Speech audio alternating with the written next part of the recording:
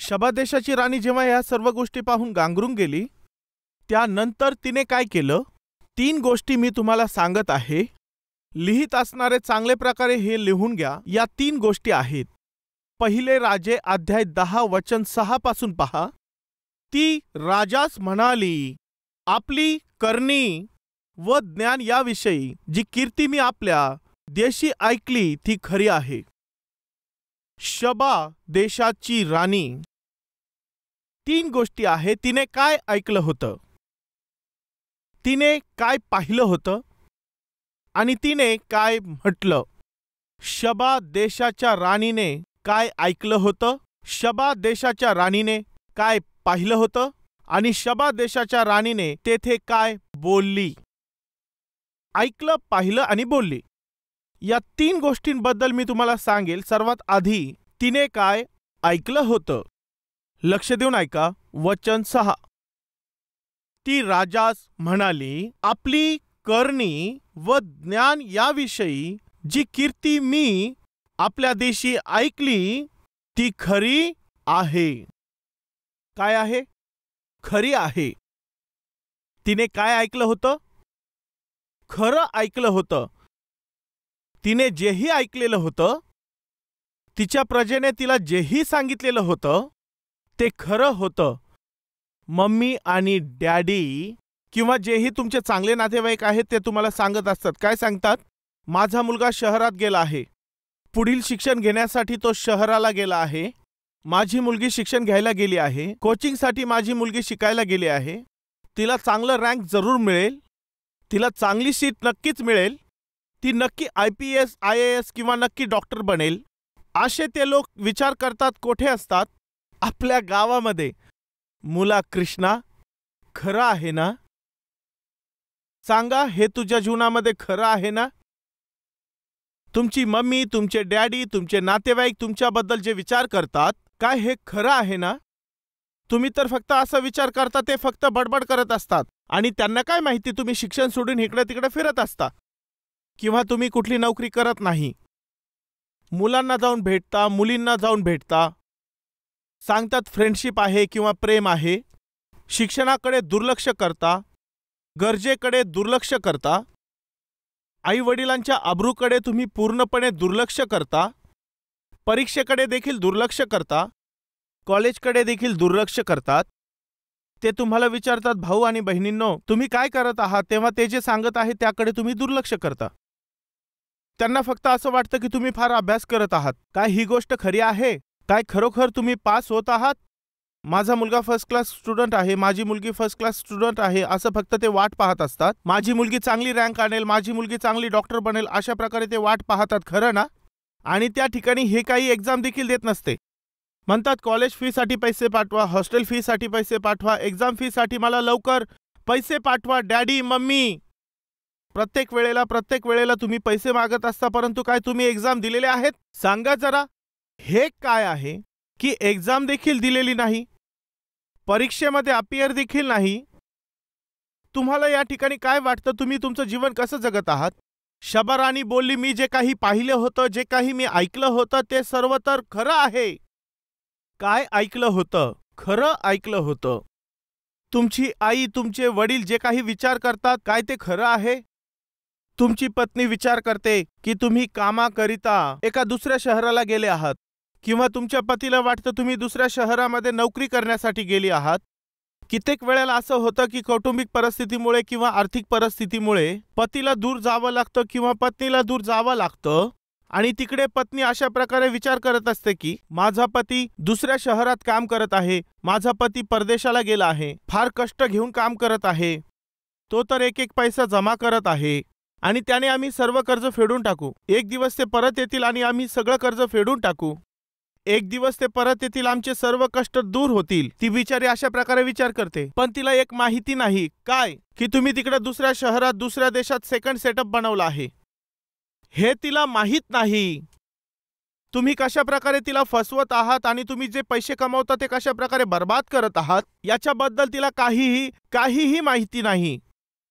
ती काय विचार करते आणि तिचे आजूबाजूचे विचार करतात की तुम्ही परत येताल आणि जेव्हा तो परत येईल तेव्हा आपल्याबरोबर भरपूर पैसे घेऊन येईल. लोक अशा प्रकारे विचार करतात, परंतु जीवनामध्ये वास्तविकतेमध्ये काही वेगळंच होत असतं. मुलगी नोकरी करता गेलेली आहे, ती नोकरी करत आहे, किंवा पती बोलतो माझी पत्नी दुसऱ्या शहरात कामाला गेलेली आहे, ती माझ्याबरोबर प्रामाणिक आहे. पती अशा प्रकारे विचार करत असतो. तुम्हाला वाटतं तुमचा पती फार चांगला आहे, आणि त्यानंतर तुम्ही दुसऱ्या शहरात जाता. तुम्ही सांगा, तुम्ही कुठल्या शहरामध्ये गेलेले आहात, कोणत्या राष्ट्रात तुम्ही गेलात, कोणत्या देशात तुम्ही गेलात. किंवा पत्नी त्या ठिकाणी जाऊन काम करण्याच्या ऐवजी सोप्या मार्गाने सहज रीतीने पैसा कमवू पाहते आणि एक वेश्या बनते. ती आपले शरीर विकू लागते आणि मग ती व्यभिचार करू लागते. तुमच्या पतीला वेगळं वाटत असतं, तुम्ही वास्तविकतेमध्ये वेगळं करत असता. काय हे खरं आहे? तुमच्या पतीला वाटत असतं की तुम्ही तुमचं जीवन अग्नीप्रमाणे पवित्रतेत जगता. काय हे बोलणं खरं आहे? काय हे बोलणं खरं आहे? त्या दिवशी शबाची राणी बोलली, जे काहीही मी ऐकले आहे ते बोला. काय खरं आहे? 100 म्हणजे 100% खरं आहे. काही सांगत असतात माझा मुलगा बिझनेस करत आहे, आम्ही त्याला बिझनेस करण्यासाठी पैसा देण्यासाठी आपलं घर विकलं, आपली जमीन विकली, आता तो शहराला जाऊन बिझनेस करत आहे. तिथे तो बिझनेस करील, पैसा कमवेल, आम्हाला सांभाळील, असे आई वडील विचार करत असतात. तुम्ही काय करत असता? शहरामध्ये गेल्यानंतर वाईट मित्रांशी मैत्री करून आपल्याकडचा तो पैसा जो तू घेऊन आला त्याला पूर्णपणे वाईट मित्रांबरोबर पूर्णपणे बर्बाद करून टाकतो. त्यांना असं वाटत असतं तुम्ही जो पैसा घेऊन गेला तो तुम्ही बिझनेसमध्ये लावलाय. त्यांना वाटतं तुम्ही तो सर्व पैसा तिकडे बिझनेसला लावला, परंतु त्यांना हे माहिती नाही की तुम्ही जोही पैसा आणलेला होता तो वाईट लोकांसंगती कसा बर्बाद केला. बिचारांना हे माहिती नसतं. ते एक विचार करत असतात आणि शेजारच्यांनाही असंच वाटत असतं, परंतु तुम्ही तुमच्या जीवनात वास्तविकतेमध्ये वेगळ्याच गोष्टी करत असता. सर्वात आधी तिने काय ऐकलेलं होतं? तिने खरंच ऐकलं होतं. मला सांगा की तुमच्याबद्दल जेही ते विचार करतात ते खरं आहे? जे काहीही ते विचार करत असतात ते काय खरं आहे? जर ती गोष्ट खरी नाहीये तर हे तर पूर्णपणे फसवणूक करणं आहे. फसवणूक आहे. माझ्या भाऊ बहिणींना मी तुम्हाला विचारतो, तुमचे आई वडील तुमच्याबद्दल जेही विचार करत आहेत काय हे खरं आहे? परंतु जर ते खरं नाही तर तुम्ही त्यांना मूर्ख बनवत आहात. माझा पती आगीसारखा पवित्र आहे, माझी पत्नी आगीसारखी पवित्र आहे असं तुम्हाला वाटतं. काय हे खरं आहे? जर नाही तर हे फसवणूक करणं आहे. माझी पत्नी नोकरीसाठी गेली आहे, माझी पत्नी दुसऱ्या शहरात कामासाठी गेली. काय हे खरं आहे?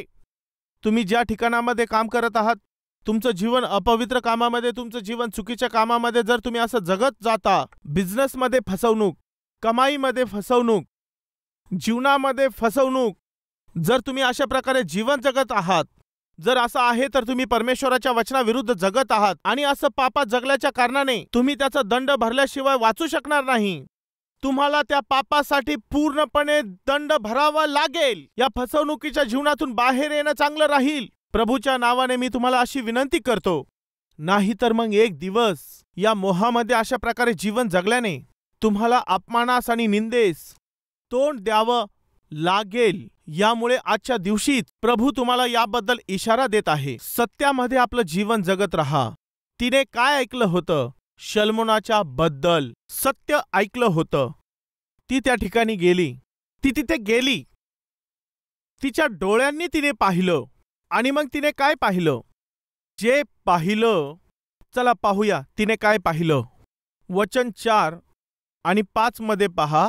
शल्मोनाचे सगळे शहाणपण, त्याने बांधलेले मंदिर, त्याच्या मेजवानीतील पक्वाने, त्याच्या कामदारांची आसने, त्याच्या मानकऱ्यांची खिदमत व त्यांचे पोशाख, त्याचे प्यालेबदार व परमेश्वराच्या मंदिरात चढून जावयाचा त्याचा तो जिना, ही सगळे पाहून शबाची राणी गांगरून गेली.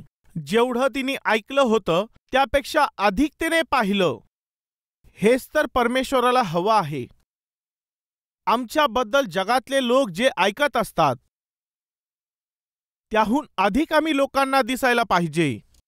परंतु साहजिकपणे ज्या प्रकारे ही म्हण आहे, नाव मोठं आणि पुढचं तुम्ही सांगा, आणि लक्षण खोटं, हो की नाही? फार वाढवून चढवून सांगत असतात. वाढवून चढवून आम्ही बोलत असतो. तुझे डॅडी काय करत आहेत? माझे डॅडी तर सगळ्या शहराचे प्रेसिडेंट आहेत. आणि मग जेव्हा गावात जाऊन पाहतात तेव्हा डॅडी त्या ठिकाणी धोतर घालून शेतात जात असतात आणि फार कष्ट करत असतात. माझ्या मुलीला शिकवायचं आहे, माझ्या मुलाला शिकवायचं आहे, आणि सरळ जाऊन पाहिलं तर त्या ठिकाणी ते बिचारे रात्रंदिवस एक करून मुलांना शिकवण्यासाठी, मुलींना शिकवण्याकरता ते त्या ठिकाणी उन्हामध्ये मेहनत करत असतात. सांगायला सांगतात माझे डॅडी प्रेसिडेंट आहेत. असं सांगण्याची काय गरज? माझे वडील प्रेसिडेंट आहेत. आमच्या गावामध्ये आमचा मोठा बंगला आहे. माझा मुलगा अमेरिकेत आहे.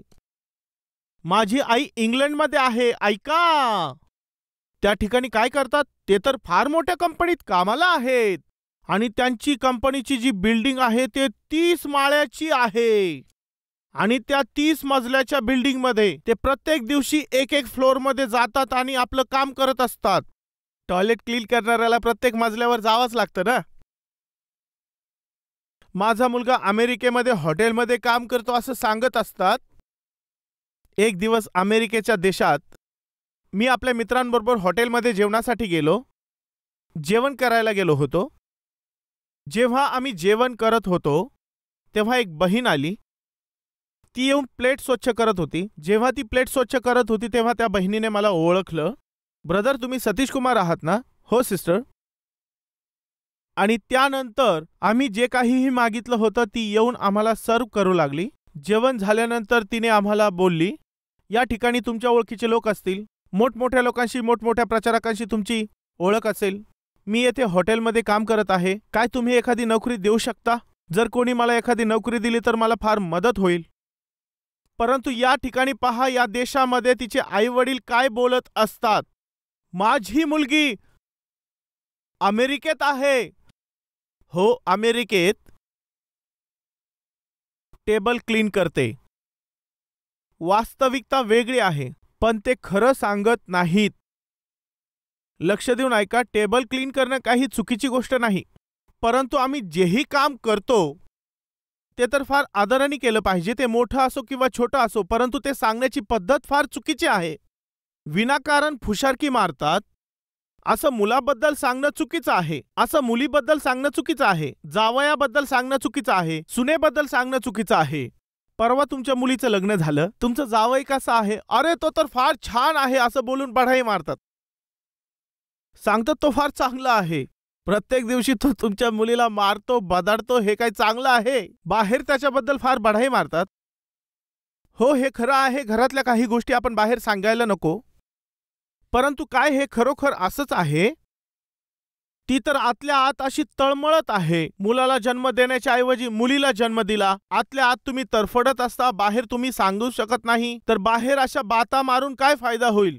घरामध्ये खाण्यासाठी धान्य नसतं, खाण्यासाठी काहीच नसतं, तरी बाहेर जायचं असलं तर त्या ठिकाणी फार मोठा देखावा दाखवतात. असा देखावा दाखवण्याचं कारण काय आहे सांगा? मोठेपणा दाखवतात आणि असं दाखवतात आमच्याकडे फार पैसे आहेत, आम्ही फार श्रीमंत आहोत. अशा प्रकारे मोठेपणा दाखवल्यानंतर काय फायदा होतो? जसे आहात तसंच जगा.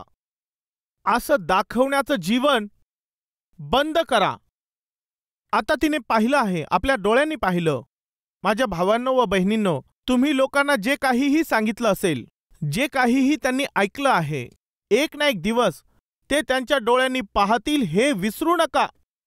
आमचं जे जीवन आहे ते एक दिवस बाहेर दिसेलच. तुम्ही जे काहीही खोटं सांगितलेलं आहे, जे वास्तविक नाही, ते एक दिवस बाहेर येईलच. एक दिवस सर्वजण ते आपल्या डोळ्यांनी पाहतील. शबा देशाची राणी शल्मोनाला काय बोलली माहितीये? मी माझ्या डोळ्यांनी हे पाहिलं आहे. परंतु जे काहीही मला सांगण्यात आलेलं होतं ते तर मी जे आता आपल्या डोळ्यांनी पाहत आहे त्याच्यापेक्षा अर्ध देखील नाही. बोला, कोणती गोष्ट मोठी आहे?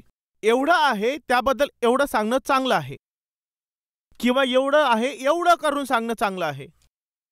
साधारणपणे जर एवढं असेल तर एवढं करून सांगतात, आणि जेव्हा वेळ येते तेव्हा पूर्णपणे नालस्ती होऊन जाते. वाढवून सांगू नका, आपली निर्भस्तना करू नका. एकदा पुन्हा मी तुम्हाला एक प्रश्न विचारतो. तिने जे ऐकलं होतं ते खरं होतं. तिने येऊन आपल्या डोळ्यांनी पाहिलं. 100 मधील 100% बरोबर आहे असं ती बोलली. काय बोलली?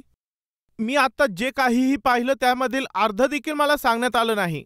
मला अर्धही नाही सांगण्यात आलं. तुझं ज्ञान मी पाहत आहे, काम करण्याची पद्धत मी पाहत आहे, तू बनवलेलं मंदिर मी आता पाहत आहे. ओ हो, हे खरोखर किती ज्ञानाचं काम. केलं आहे. जर कोणी तुमच्या घरामध्ये येतं तेव्हा आल्यानंतर ते तुमच्या घरातील वातावरण पाहतात, घरातील आत्मिक वातावरण ते पाहू शकतात. आई व वडील असल्याच्या नात्याने तुमच्या मुलांचं संगोपन ते पाहू शकतात, मुलांची बोलण्याची पद्धत ते पाहतात, मुलांचं आचरण ते पाहतात, तुमची नम्रता पाहतात, तुमच्या प्रार्थनेचं जीवन पाहतात, तुमची सेवा पाहतात आणि तुमची संगती सर्व काही ते पाहतात. तेव्हा किती लोक बोलू शकतात, आम्ही तुमच्याबद्दल जे ऐकलं, मी तर फक्त हे ऐकलं होतं परंतु मी माझ्या डोळ्यांनी पाहिलं आहे. तुम्ही खरोखर फार वेगळ्या पद्धतीने जीवन जगता. खरोखरच तुम्ही ज्या परमेश्वराची सेवा करता तो फार धन्य आहे. शबा देशाची राणी अन्य जातीची होती. ती ख्रिस्ती कुटुंबातली नव्हती आणि येशूवर विश्वास देखील करणारी नव्हती. परंतु हे सर्व पाहिल्यानंतर ती बोलू लागली. काय बोलू लागली? तुझं ज्ञान तर सामान्य ज्ञान नाही. असं संगोपन करत जाणं हे सामान्य संगोपन नाहीये. मी हे ऐकलं होतं, आता डोळ्यांनी पाहत आहे. ऐकण्यापेक्षा आपल्या डोळ्यांनी पाहत आहे हे फार मोठं आहे. कोणीतरी सांगितलं एका राष्ट्राचे जे डॉक्टर आहेत ते तर फार ज्ञानी व्यक्ती आहेत, फार बुद्धिमान माणूस आहे. त्या नगरामध्ये कोणीतरी राहायला आलं. त्यांनी विचारलं तो फार हुशार आहे का? ते बोलले हो फारच हुशार आहे. ते सांगत होते तो फार ज्ञानी आहे. ठीक आहे, आपण पाहून घेऊया तो खरोखर किती ज्ञानी आहे. डॉक्टर किती ज्ञानी आहेत, ते किती बुद्धिमान आहेत, ते कसे डॉक्टर आहेत, ते कसे आहेत हे विचारायला गेले. डॉक्टर साहेब, काय झालं भावा? काल मला एक गोष्ट लक्षात आली की माझी जी जीभ आहे तिला कशाची चव येत नाही. काय तुम्ही ट्रीटमेंट कराल? हो नक्कीच करेल. ऐक नर्स, 11 नंबरच्या बॉक्समध्ये जे सिरप आहे ते तू जरा ते घेऊन ये.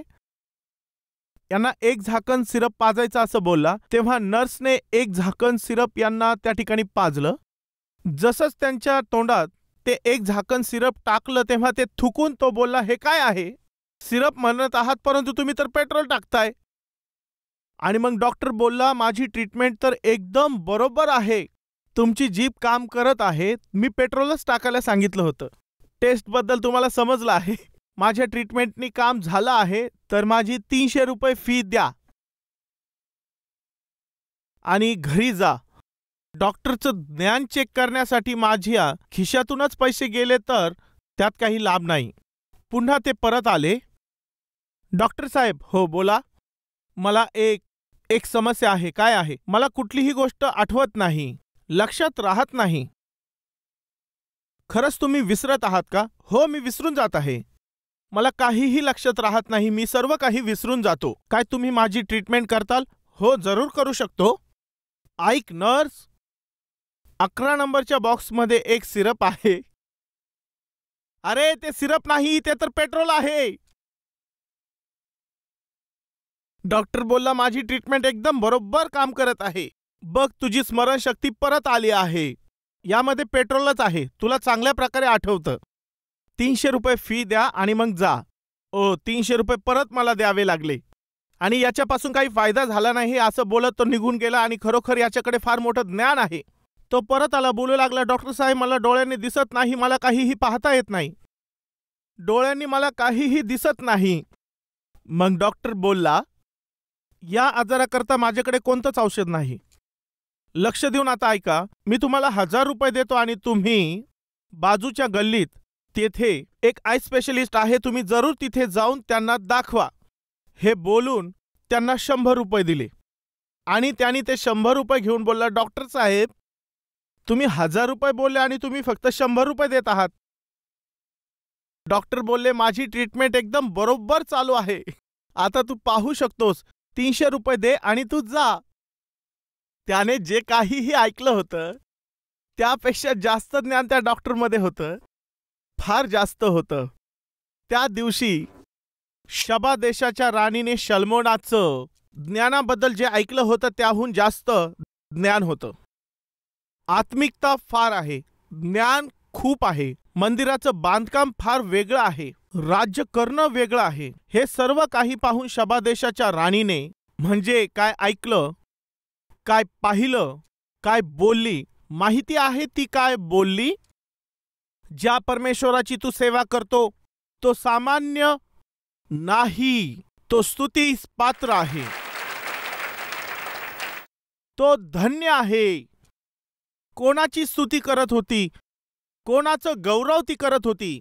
हे ज्ञान, हे राज्य, ही प्रजा, जे काहीही सलोमोनाला मिळालं होतं, त्याचं कारण कोण आहे सांगा? त्याने जिवंत प्रभूला स्वीकारलं. पहा या ठिकाणी वचन 9 मध्ये, ज्याने आपणावर प्रसन्न होऊन आपल्याला इस्रायलाच्या गादीवर स्थापिले आहे, तो आपला देव परमेश्वर धन्य होय. तिने कोणाचं गौरव केलं? जिवंत परमेश्वराचं तिने गौरव केला आहे. माझ्या भावांनो व बहिणींनो, आमचं जीवन जर कोणी पाहतं, जेव्हा ते आमच्या आत्मिकतेकडे पाहतात, जेव्हा ते आमचं प्रेम पाहतात, जेव्हा ते आमचं निस्वार्थी जीवन पाहतात, जेव्हा ते आमच्यामध्ये चांगुलपणा व आपुलकी पाहतात, ज्या ठिकाणी आम्ही काम करतो त्या ठिकाणी आमचा प्रामाणिकपणा पाहतात, आमचा खरेपणा पाहतात, कंपनीवाले पाहतात की तुम्ही कशा प्रकारे प्रामाणिकपणे व्यापार करता, कसं कस्टमर बरोबर तुम्ही व्यवहार करता. जेव्हा आम्ही शिकतो तर कसं शिकतो, शिकत असताना किती आदर ठेवतो. जेव्हा तुम्ही अशा प्रकारे परमेश्वरासाठी आदर बाळगता तेव्हा ते निश्चितच परमेश्वराचं गौरव करतं. जेव्हा नोकरी मिळते तेव्हा माहीत आहे लोक कोणाचं गौरव करतील? त्या जिवंत प्रभू परमेश्वराचं गौरव करतील. तुम्ही सर्वसाधारण नाही. जर तुम्ही असं जीवन जगता, ज्या प्रभूची तुम्ही सेवा करता, तोही सामान्य नाही. आमचा परमेश्वर महान आहे. जर आम्ही असं बोलू शकलो तर किती चांगलं होईल. त्या दिवशी तिने सलोमोनाकडे पाहून ती काय बोलली? यहोवा परमेश्वराचेच गौरव हो. तिने काय पाहिलं होतं? जे काहीही मी ऐकलं होतं हे तर त्याच्यापेक्षाहून अधिक आहे. तिने काय ऐकलं? जे काहीही तिने सलोमोनाबद्दल ऐकलं होतं ते तर पूर्णपणे खोटं नव्हतं, ते तर खरं होतं. आजच्या दिवशी मी तुम्हाला बोलतो माझ्या प्रिय भावांनो, तुमच्याबद्दल तुमचे लोक जे काहीही विचार करत आहे आणि वास्तविक तुम्ही वेगळ्या पद्धतीचं जगत आहात. तुम्हाला वाटतं मी एक आत्मिक व्यक्ती आहे, मी एक पवित्र व्यक्ती आहे, मी पवित्र स्त्री आहे. तुम्हाला वाटतं मी चांगली आहे, तुम्हाला वाटतं मी चांगला आहे. स्वतःला मोठे प्रचारक समजता, स्वतःला मोठे शिक्षक समजता, स्वतःला मोठे पाळक समजता. सांगा काय हे खरं आहे? आमच्या आजूबाजूचे आमच्याबद्दल काय विचार करतात? आम्ही जसं आमचं जीवन जगायला पाहिजे काय आम्ही तसं जीवन तसंच जगतो? या आपण स्वतःचं परीक्षण करू.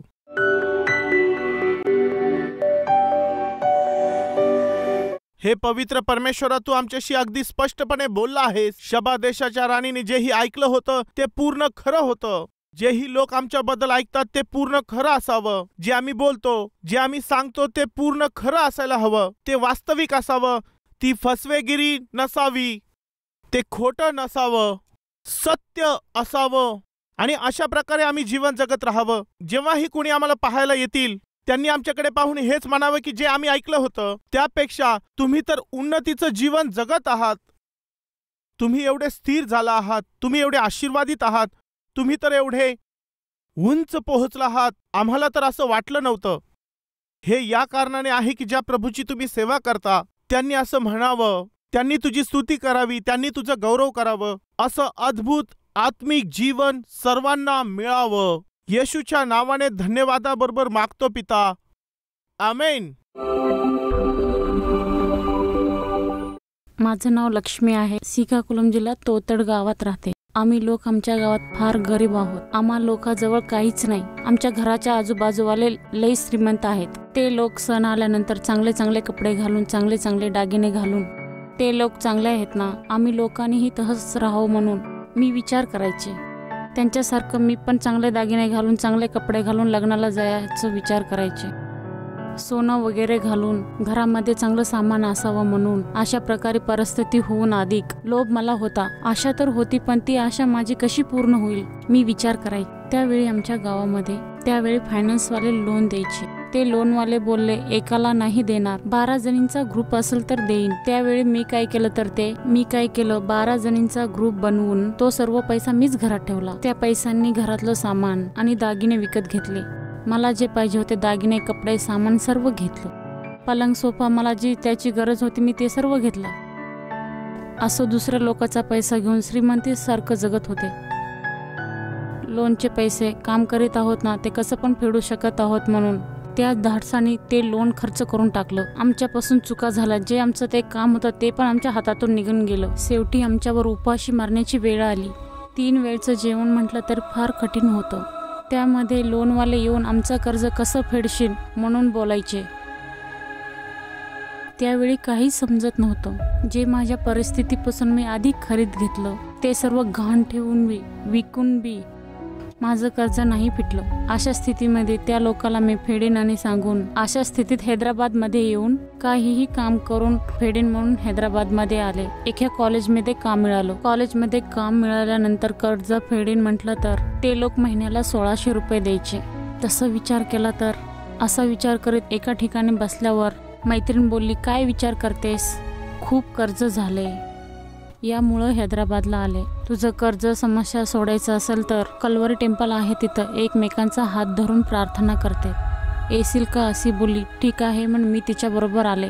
कलवरी टेम्पलमध्ये आल्यावर हे चर्च पाहिल्यावर सर्व सिस्टर लाईनमध्ये उभा राहून शलम बोलत होते. तेव्हा हे स्वर्गलोकासारखं आहे म्हणून एवढा आनंद झाले. आतमध्ये बसल्यावर प्रभूच्या सेवकाने माझ्याबद्दलच सांगितलं, सद्गुणी स्त्री आपलं घर बांधते, परंतु जी मूर्ख आहे, जी मूर्खपणात आहे, ती आपले घर पाडून टाकते.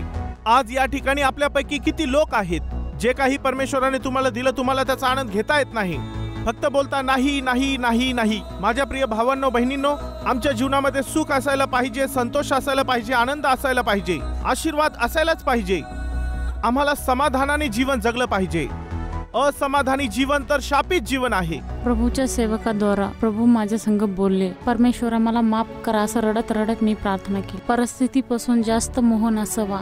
जे आहे त्याच्यात तृप्त राहण्यासाठी, त्यामध्येच राहण्यासाठी प्रभूकडे प्रार्थना केली. प्रार्थना करून गेल्यानंतर परत येण्याची माझी इच्छा तर होती. आमचे सर पाठवत नव्हते. नाही पाठवल्यावर प्रत्येक दिवशी चर्चला जायचं असलं तर चर्चला जायसाठी आता सुट्टी नाही, जाऊ नकोस असे बोलायचे. प्लीज सर, जेही काम तुम्ही सांगता ते मी करून टाकल्यावरती त्या हॉस्टेलमध्ये मांजर होती, त्या मांजरीला पकड, त्या मांजरीला पकडल्यावरती चर्चला जा असं बोलायचे, पण पाठवत नव्हते. मी फार दुःखी होते. मी दुःखी आहे असं सराला समजल्यावरती ह्या हॉस्टेलमध्ये राहते तरी पण नेहमी बोलते चर्चला जायचं म्हणून. हिला हॉस्टेलमध्ये ठेवू नका, प्रिन्सिपल मॅडमच्या घरी पाठवून द्या. तेथे सकाळी 6 वाजल्यापासून रात्री 8 वाजेपर्यंत फार कष्टाने काम करायचे. मी परत चर्चमध्ये येऊन फार रडत रडत प्रार्थना केली. प्रभू, माझं जीवन बदलणार आहे आणि हे वचन अनेक लोकांना सांगण्यासाठी कलवरी आवाजाला मदत करण्याचा निर्णय घेतला. त्यानंतर प्रभूने मला चांगलं काम दिलं. घेतलेल्या निर्णयाप्रमाणे कलवरी आवाजाची मदत केली. त्या प्रकारे देवाने मला 3 काम दिले. प्रभूच्या कृपाने 3 काम करून ते कर्ज फेडलं. रुपये जमा करून कलवरी आवाजाला 5 वेळेस मदत केली. एका काळी लोभाच्या विचाराने जीवन जगत असताना लोभामुळे माझा सर्व आनंद आणि शांती सर्व निघून गेली होती. आता तर जे आहे त्यात फार आनंद आहे.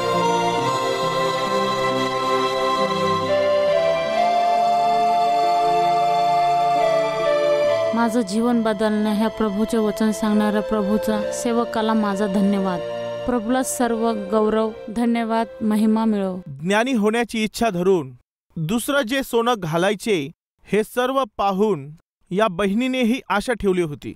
काय माझ्याजवळ देखील हा दागिना नसावा? नेकलेस का बरं नसावं? माझ्याजवळ सोनं का नसावं? माझ्याकडे 10 तोळ्याची चैन का नसावी? असेच निरर्थक विचार येऊ लागले आणि त्यानंतर विनाकारण लोन घेतलं. आणि जेव्हा ते तिला फेडता आलं नाही तेव्हा जे सावकार होते ते घरी येऊ लागले. ते येऊन ओरडू लागायचे, ही बहीण कोणाची गुलाम झाली माहितीये? मी तुम्हाला परत सांगतो, हे तर मनाच्या इच्छा आहेत. जे आम्ही पाहिलेलं नाही त्याच्यापेक्षा आमच्या समोर ज्या गोष्टी आहेत त्या चांगल्या आहेत. अशा प्रकारे बायबल आम्हाला सांगते, कोणाचं तरी घर पाहून आम्हीही आपलं घर बनवायला लागतो. कोणा दुसऱ्यांची कार पाहून आम्ही अगदी तशीच कार विकत घेतो. कोणाजवळील सोनं पाहून बोलतात, आमच्याकडे एवढं सोनं नाहीये, मला हे का नाही, यामुळे तुम्ही फार काम करू लागता. फक्त अशा प्रकारे काम करता त्यामुळे फार कुटुंब तुटत आहेत. त्यात समाधानी राहणं गरजेचं आहे. सर्वात उत्तम आणि सर्वात श्रेष्ठ गोष्ट तर ही आहे की तुम्ही तुमच्या परमेश्वराचे बनून राहा. त्या परमेश्वराची परिपूर्णता ग्रहण करण्याची मी तुम्हाला विनंती करतो. Address Calvary, post box number 30, Kukatpally, Hyderabad 72.